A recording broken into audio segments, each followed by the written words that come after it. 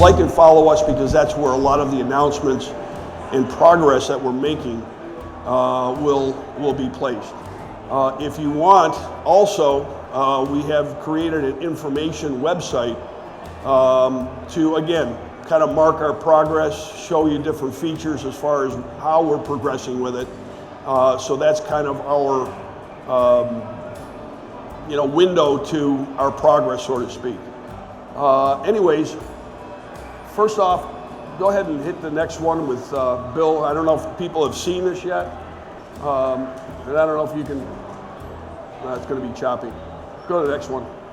Bill Dance, by the way, is involved with the ACA, which was very, very generous of his time and his effort. He embraced this whole thing. A little history on how this got started. For the last several years, the catfish industry, as everybody may know, has really grown, which is fantastic. But in the industry, catfishing is kind of looked at as fragmented. It's the third largest segment in the fishing industry, yet it doesn't get the recognition that other segments do. Obviously, like bass and crappie, etc.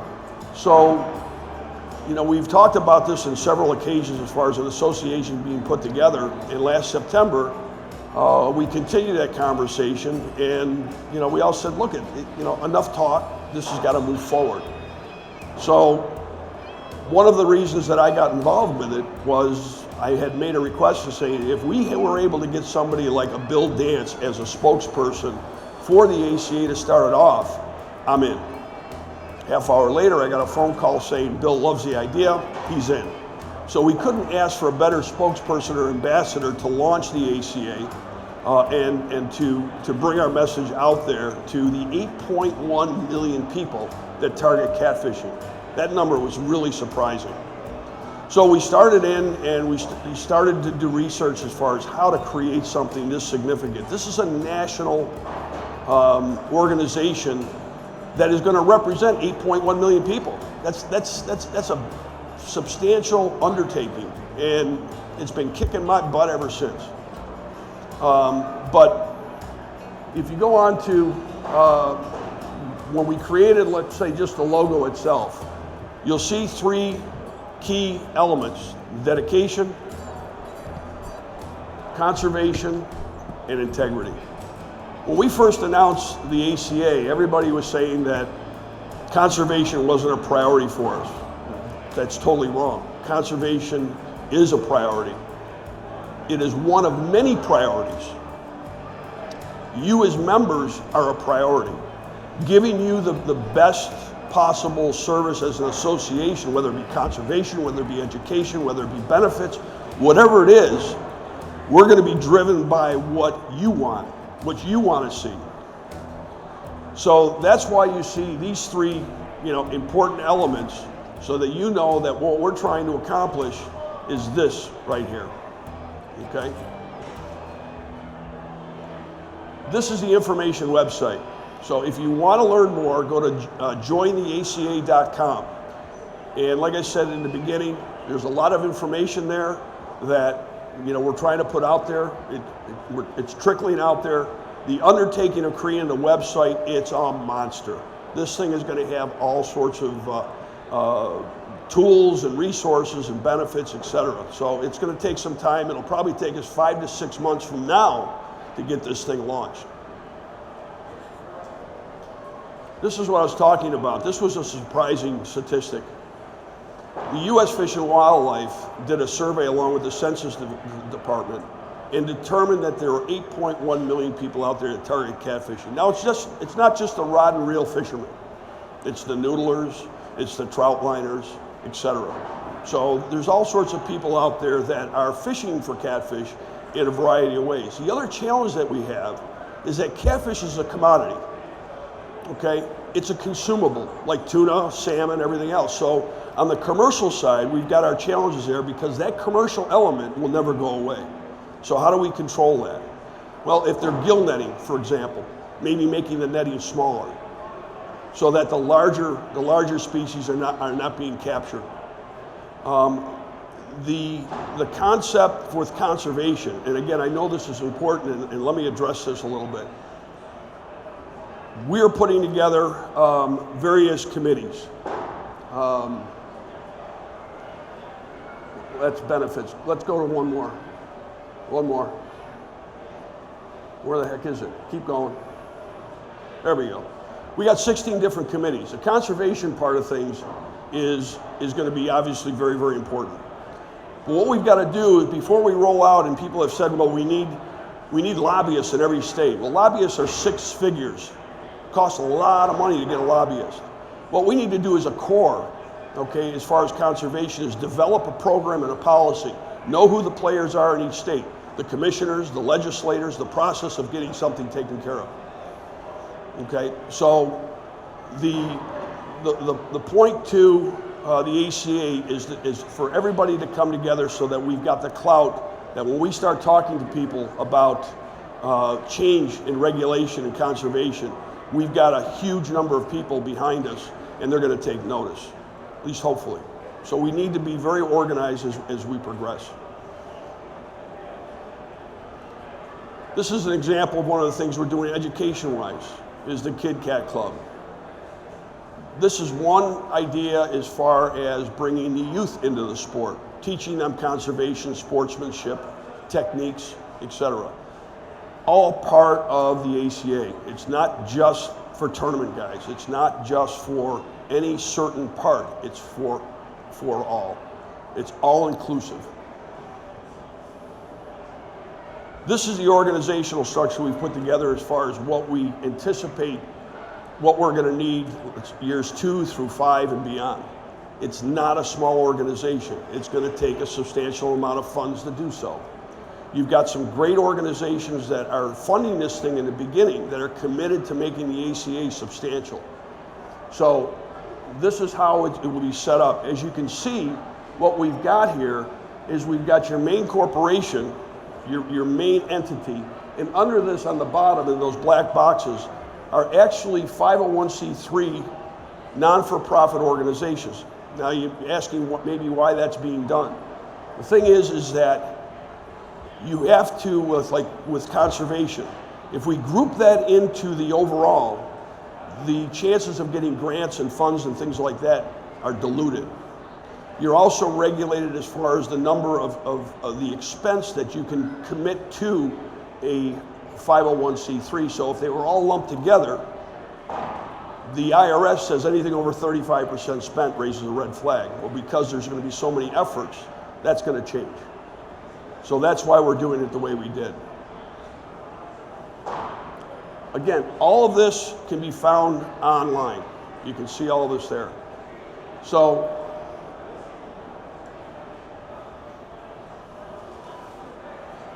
if you have a question, if you have a suggestion, a comment, a concern, or whatever, online, you can go ahead and take a look at and fill this out and let us know. We want to hear from you. If you've got a concern, if you've got a suggestion, we want to hear it. This organization is being created for you. So with that, I'll take your questions. No questions? None at all?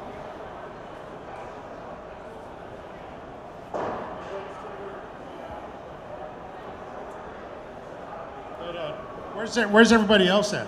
Where's your help on this? Well, George is back there. Okay. He doesn't like to be on stage. Right, so we have a target audience here that wants to hear about this, and I'm glad you guys put this together and everything, but really we want to hear about it, not just from a recreational standpoint, but I have a question out to George, haven't had an answer yet, from a tournament perspective. You did reach out to me a couple times, I appreciate that, but not running tournaments, I really want to hear more about the tournament side and the recreational side. Yeah, well, I mean, look, you got 8.1 million people out there. Out of those 8.1 million people, the size of the tournament segment is minute. Important because tournaments end up being the face of the sport. Just like in BASF, you got the Kevin Van Dams, etc. So, you know, the youth or people look up to these people. They want to be like them. They want to be able to catch fish like they do. So the tournaments are important to us. What we've done with the, Spencer, if you can go back to the committees, see if you can find that. What we've done with that is that we've created a tournament alliance committee. It's an open forum for the tournament guys to get together to set a direction to set a point system so that at the end of the year on a local, regional, open, national level, that these tournaments are inclusive in a points and earnings program. That's yet to be determined how that's going to work. This is all relatively, it's open-ended because we're not going to make assumptions based on what we think. What we want to do is create something, that you think is going to work best. So it's important that everybody get together on this tournament alliance, and again, whether it be a small, local, single tournament or whether it be a big national tournament, they all got to get on the same page or at least in the same book. So if that answers your question regarding tournaments. What more do you?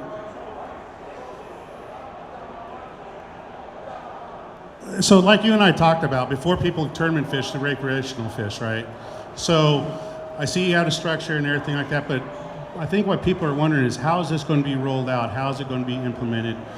Some of the things you mentioned before on the phone that you guys are wanting to address, we want to hear more about that. Before people, like I was saying, before they get to the tournament level of competitive fishing, they are wanting to recreational fish. So you talk about the conservation piece.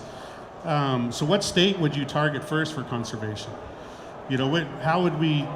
So that's, I think, what people are kind of wanting. I don't have the answer to that because it's going to be left up to the committee. Now, the committees we certainly want to make up. And by the way, we've got over 70 people that have submitted to be part of these committees, which is great. We need upwards of 200, but already we're at 70, which is terrific. And there's some people on there with some terrific talent.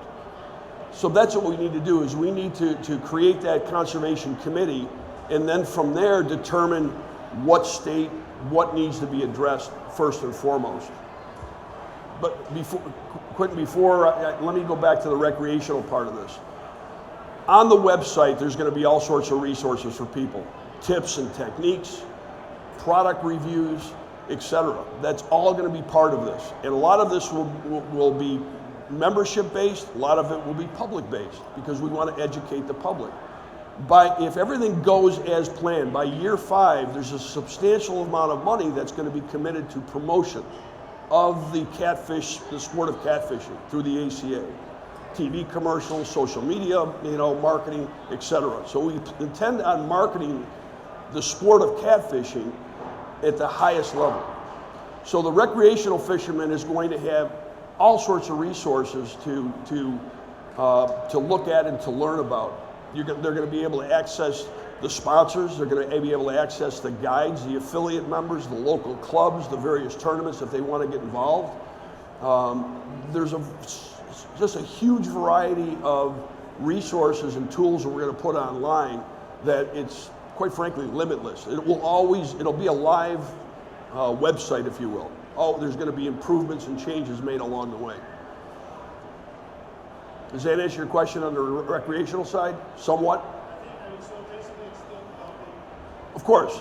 Yeah, we rolled this out when we did, because if we were to presume what the industry wanted and we got it wrong, we'd be hung.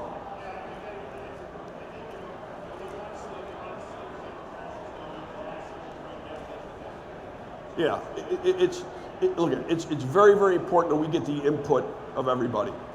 If we do that, okay, we're developing something that everybody is going to be happy with, or at least content with. We can't be everything to everybody. Not everybody's going to like what we're doing. But for the most part, okay, the majority are embracing this whole thing moving forward. I'd say for every one naysayer, there's 100 positive. So that's, I think that's all good. Quentin, go ahead. So my question will, I believe, tie into his question. He wants to know how the conservation effort is going to roll out, and you said you don't know yet because that's up to the committees. So I suggested to you that couldn't it roll out just simply by leading by example? And what I mean by that is, would you agree that currently the leaders and the face of the ACA are you, George, and Bill? You would agree with that, right? Sure. Well, yeah. No, you also have those companies. Nick from Offshore Tackle is part of it. He's right here. Actually, Nick's family was involved in setting up the Walleye Association. So his input and involvement in this is very, very important. And in a little bit, you know, if you want, you can ask Nick some questions as far as how that all went, how they set that up. But go ahead. So, but currently, if your board is established, it's you, George, and Bill. Is that correct? No, there's an advisory council made up of folks in the industry. So it's you've got the talent of you know, probably upwards of a dozen people. On the advisory council down the road, we're going to want to invite. But I'm talking about now, not down the road. Let me just get to the point. Couldn't we lead by example? George has had the opportunity to lead by example in proving that the ACA is interested in conservation by potentially lowering his fish limit at MRM to 3 rather than 5. He neglected to do that or chose not to do that. And then additionally, you know, he's promoting trailering tournaments in the heat of the summer right now. I don't know how we can do those things and then also head up the ACA and say we're going for conservation. So couldn't we lead by example in that realm? Sure, and that's actually being done. I mean, if you look at the rules and things like that to the events coming up, they've been changed to substantially improve. Okay, but the five fish is something that the tournament anglers more or less demanded be put in place. We started off with 3. The tournament anglers demanded to go back to 5. But the point I'm making, Quentin, is that you can't accomplish everything in one fell swoop. Okay, we've got other things that have been changed. Okay, other things that have been proved upon regarding conservation. And yeah, I mean, if I can wave a magic wand and make it all perfect right now, I would. But that's not practical. Little by little by little, those changes have to be made, and the tournament anglers, you know, have to embrace it. I mean, they're part of the membership, so they're entitled to their opinion as well. But there's also the recreational aspect. There's also the other type of segments that have to be considered. So it's conservation is you know, very, very important. It's a priority. But to go at it and to attack it, you know, diligently and in order is the only way to go. And it's not going to happen overnight. It's not. I mean, that's the best I can tell you. Will the attempt be made to expedite it? Of course. But how quickly that expedition is, I can't tell you that. The attempt will be made, and it will continue to be made. And I know where you're coming from, and we've had this conversation a number of times. Anything else?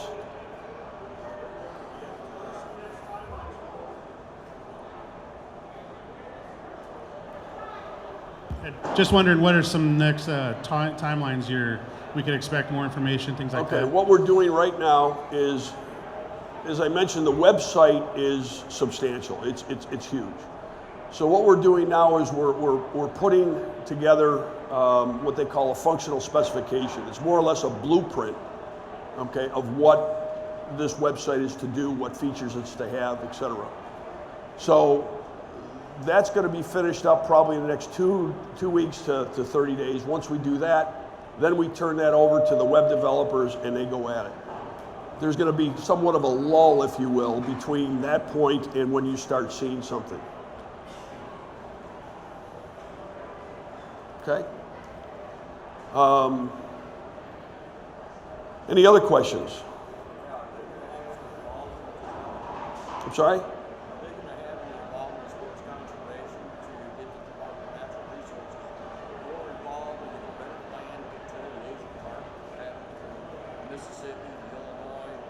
Okay, the question is there going to be a conservation program, and correct me if I'm wrong, regarding Asian carp and the problem that it poses along the Mississippi, et cetera?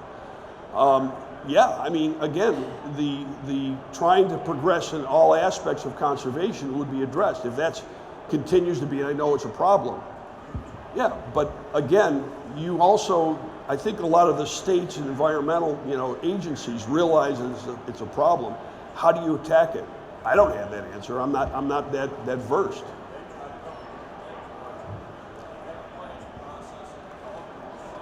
All we can do as an association is to work with them, to make suggestions to them, to assist where we can. I mean, we cannot be the Asian carp eliminator. You know, I mean, we're going to all go out with nets and scoop them out. You know, we'll be a lot of people, but not enough. Hey, Glenn, I had somebody ask me a question. They want to know how the advisory committee is being selected and what that kind of process looks like behind the scenes. Okay, what you've got is, what we did was when we created this, okay, we wanted to get the industry experts involved. You have a lot of companies involved, and if you, Spencer, if you go to the last slide, if you would, you'll see a number of companies, their logos up there, and there's other companies that are considering coming in. What we wanted to do is we wanted to go to the industry leaders, and we wanted their participation. They're successful, they're business-minded, they know what it's going to take for something of this size, this caliber to succeed. So we wanted to bring them in. So the advisory committee, okay, is made up of these, and capital sponsors, if you will, industry involvement people. And that's the starting point to the advisory council. Now, what we want to do is we want to create a nomination process and an election process to bring some of the membership, onto that council as well, so that the membership is also represented. It's not going to be 20 people. It'll be one or two people that they can voice their opinion and the direction for the association to go. So to answer the question is that these people are being sought after because of their current success, their involvement in the sport, and their desire to see this unification come about. Anything else?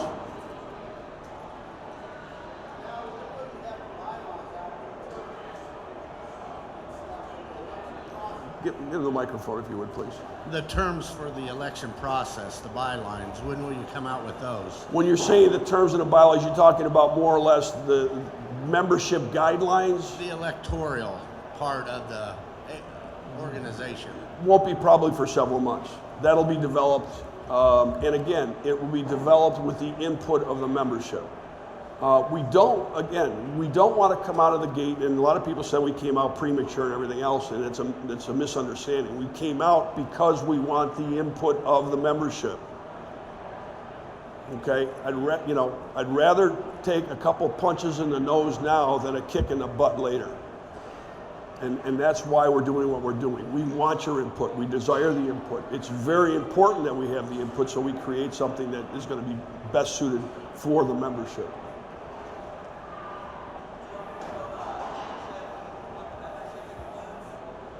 Yeah.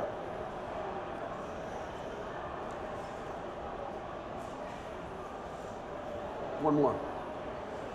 These are just some of the benefits you're going to see with the association. I don't know if everybody can see that, but these are just some of the things that we have through people's comments, our thinking, etc. You're going to see all sorts of stuff. Conservation is obviously a big part of it. Education is a big part of it. You saw the 16 committees, and please, if you haven't and would like to be part of the leadership, sign up for one of the committees. Please, we need the people. But you're going to see the membership benefits. Now, one of the programs we're going to have in place, which is kind of cool, is that there's going to be a benefits package with every membership, which is going to give you discounts and deals to over 700,000 retail, restaurant, hotel outlets. Along with that, the sponsors that are on the ACA site will be asked to provide promo codes so that if you want to buy a B&M rod, Jason over here is going to give it to you for free. No, I'm kidding. I just wanted to see his reaction. But B&M is also part of this, and they're an important player in the catfish world. So we're thankful that they're involved, and we look forward to them helping us move this thing forward. But there'll be discounts on there for 5%, 10%, buy one, get one free, whatever the sponsors want to provide, but that's an added benefit to the membership. The membership cards themselves, we hope to get the tournament guys together so that when you register for a tournament, you don't have to put in all your information. You just put in your membership number and all your information is populated. One of the things we're going to do too is we're going to create a very, very extensive profile. Now, whether you're a tournament angler, whether you're a recreational fisherman, whatever the case might be, if you go to that, Spencer, there you go. This is broken up. This is just a concept. Okay, I did this as an exercise so that when we talk about creating the profile, we have pretty much all this information there. But you can see that we've got everything from images and designations and, you know, if you're a tournament angler, your sponsors. If you're not a tournament angler, your favorite products, your brands. Okay, what you're involved with in committees, you know, other organizations. If you have a classified ad, if you're involved in a forum. If you want to create a team, there'll be a link to do that. So in other words, you would just click on create a team and go through the membership list and find your team members. Just click on those and boom, now there's a team profile that's been created. It's really going to be a cool system. And again, it will evolve, and we're going to look for everybody to go ahead and give us their input so that the involvement is, you know, what you propose to us is what we implement. Again, the ACA is being made for you. You know, I had a conversation last night with folks. You know, the association comes first, the membership comes second, everything else comes third. You're the catalyst, you're the important element to this association. And we want to make sure that that stays in place. We're also going to, and we're going to create an ambassador program. Again, membership is important. That revenue, you know, people say, well, it's just a cash grab. Well, you know what? In a sense it is, because there's going to be a lot of money, a lot of resources needed to do everything that we want to accomplish. As I mentioned earlier, people have said, we need a lobbyist in every state. Lobbyist is 6 figures to get a good lobbyist. So that's impossible to do it for every state. But to attack the main states, the states that need to be addressed as quickly as possible, that's going to take 6 figures. Okay, there's hundreds of thousands of dollars as this thing grows that's going to go into the committees and the conservation. You know, it's going to be tens of thousands of dollars as far as promoting the sport, educating people to it, whether it be the recreational angler, the tournament angler, or whomever. So there's, you know, a lot of you probably know Larry Muse, or at least know of him. I was having a conversation a couple weeks ago with Larry Muse. I said, you know, Larry, I said, Catfish is the number 3 segment. It's only behind Panfish, okay, by a couple 100,000. I said, it very easily could be number 2. He says, well, the only reason that Panfish is number 2 is we need bait, which I thought was true. So catfishing is a sizable segment that as we come together and we create this, we're going to be able to create something that when we go in for conservation, when we try to do something as a whole, they're going to take notice. And don't be fooled. Everything's driven by money. Communities want people to come in and they want them to fish their lakes and their rivers. They want them to spend money at their hotels and restaurants. As a whole, when they start hearing this, when they start seeing the large segment that this really is, that's going to drive conservation. We want to, try to get catfish considered to be a sports fish, not that commodity. So, again, everything that we do is going to be to elevate the sport of catfishing. Anybody else? There's got to be more questions. Let me address membership. Over the last, what's it been now, 6 weeks, 7 weeks, there's over 500 people have signed up to subscribe to be notified when they can join, which is great. Thank you. What surprises me is that we have what we call a charter membership. It's the first 100 lifetime members that will always have special designation. That's $1,000 lifetime. That's been oversubscribed already. That's amazing. And that tells us that this is really a desirable program that people want. What will happen is that after that, the charter memberships are spoken for and in place, the charter membership will change to a lifetime membership. So if anybody has any interest in that, just so you know. There was a survey done when we first announced this. And initially, it kind of broke the narrative, but I started looking at it and going, this is actually interesting information. is that they were asking people, how much would you pay for a membership in the ACA? And there was people were saying 20 bucks. I said, 20 bucks, what can you buy for 20 bucks? But I listened to that, or I should say we listened to that, and we created a limited membership for $25. So we're trying to be as inclusive as possible for everybody at every income level, whatever the case might be. It's going to be in existence. And again, your suggestions are going to be so important to us. The tournament element, you know, George and I have talked a number of times, as well as with everybody else, and the tournament programs are going to be cool. We want to actually create a site where fishing clubs and tournaments can go online, go into the system, take their logo, put their logo up, pick a template, import their rules, put in a map of where it's going to be, put in a directory of the local hotels, put everything in there. Because now it's in the system. So when the tournament comes around, all they have to do is post onto this site, and it's going to post the leaderboard and the points that everybody's getting. So it'll be an automated system that everybody, in the consistency of the events now come into play, which is going to be really cool. So there's just a huge amount of tools and things like that that will be developed. And I can't say that all this is going to happen, okay,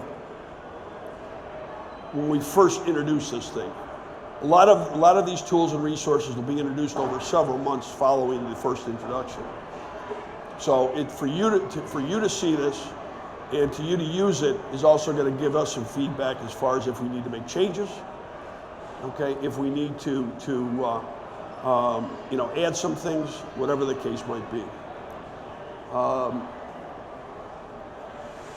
Everybody like a white cap, or should it be a dark cap? Let me see a raise of hands. Should it be a light colored cap, or should it be a dark colored cap? Light colored cap. Let me see a show of hands. 1, 2, okay. Dark color cap. Okay, well that's going to change. So, dark color like the ACA blue, that dark cobalt blue, does that work? Maybe with a gold sandwich in the brim. Again, I'm not a fashion designer, so you guys tell me what you want. The white gets dirty? Okay, well, you're gonna get a decal, you're gonna get the cap, you're gonna get the membership cards. The membership cards are gonna have a magnetic strip on the back, so all your information is there. So when you go to a tournament event, or even like an event like this, you can just simply swipe your card, all your information's there.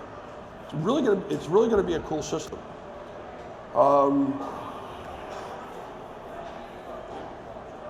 Sorry? Okay, there's a camouflage cap. Anybody up for a camouflage cap? Wow, now I'm really torn.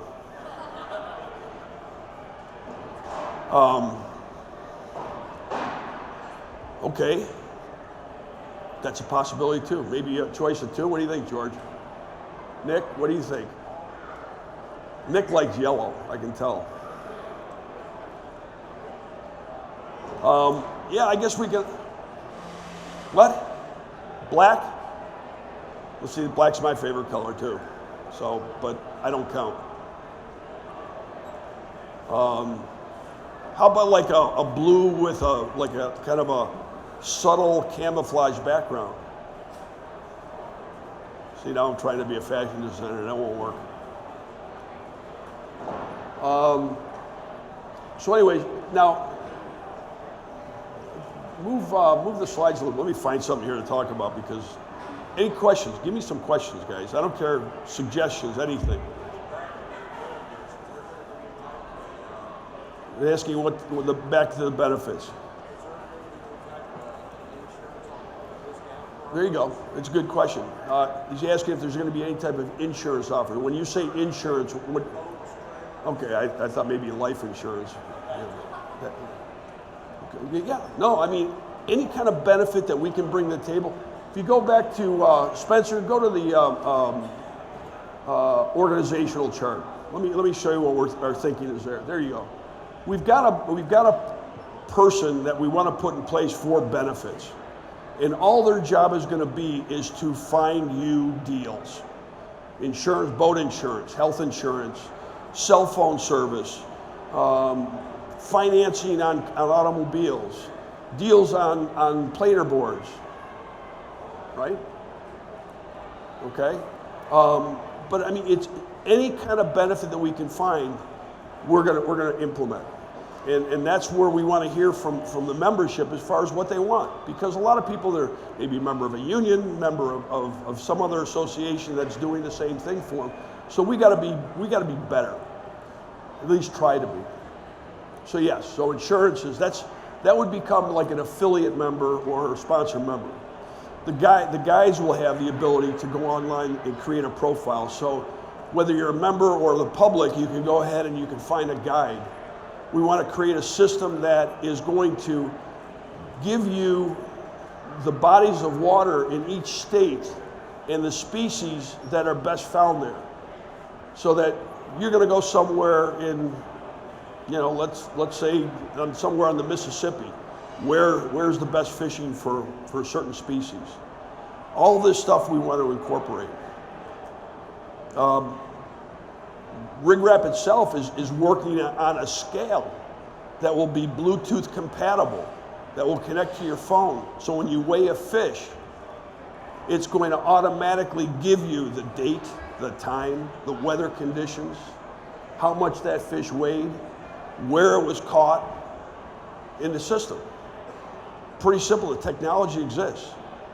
So that kind of thing can be implemented with the ACA, so that you guys, if you wanted to, you can convey that information over the ACA, and little by little we build that database so that when you go fishing, you know where to go fishing. You know what you may catch. We're going to have information regarding species, what their habits are, their lifespans, their spawn period, what bait is best used, everything, the techniques, the history on the species, in scientific and information. So anything that we can do to help you catch more fish, to help you save money, to improve the sport overall, that's what our job is going to be. Okay? That's what this association is for. This association is to unify the sport of catfishing. So when you walk into a large big box retailer, okay, and you see aisles and aisles and aisles full of bass stuff or walleye stuff or crappie stuff, and you see a 4-foot section for catfishing, you got to wonder why. It's not it's the third largest segment, and it's getting next to nothing as far as representation. We want to change that. There's great innovative products out there, and there's a lot of innovative products that are coming in to catfishing. We want to enhance that. We want to give them a platform. We want you to know about it. We're going to do product reviews. So if there's a new reel that comes out, a new rod, a new scale, okay, whatever, people are going to be there to review it. I don't know if you all know Chris Saunders. He's got this new show that's coming out. Okay, we want to be part of that. So there's anything and everything that we can do to elevate the sport, to elevate your place in the sport of catfishing, we want to do. We can't do this by ourselves. We need your input because we don't want to get this wrong. We want to get it all right.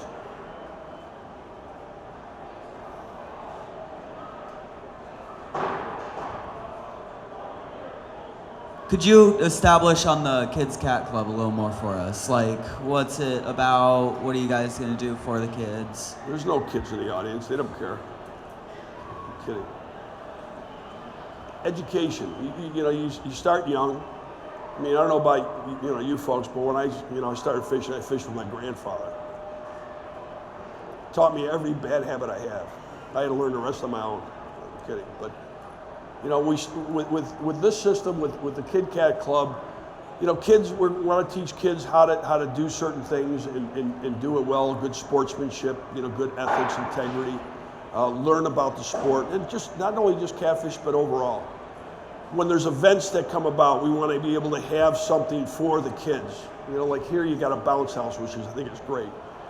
We talked about like MRM, you know, to have like, we're going to, at a carnival type of atmosphere for kids. Having events for kids during other tournament events, that there might be a series of bank fishing events that go on for the kids. We wanted to create, I've already talked to somebody about doing an illustration, like a coloring book, you know, for kids, you know, with a story attached to it about conservation, about putting the fish back, you know, safely, etc. I mean, just anything that we can do to encourage the youth to participate and to stick with the sport is going to be important, I think, for all of us. Does that answer your question, Spencer? Okay.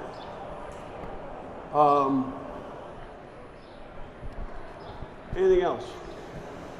Is there anything online? Has anybody seen anything? This is being live fed to Facebook. Are there any questions there that are being asked that we can answer? Nothing. Okay. Well, if you have any more questions, I want to hear them. If not, we'll wrap it up, and I'll thank everybody for being involved. One thing that, and Nick, if you want, as I mentioned earlier, Nick's family was involved in setting up the Walleye Association. And, you know, Nick, why don't you grab a microphone and maybe give folks an idea of the challenges it took to set that up?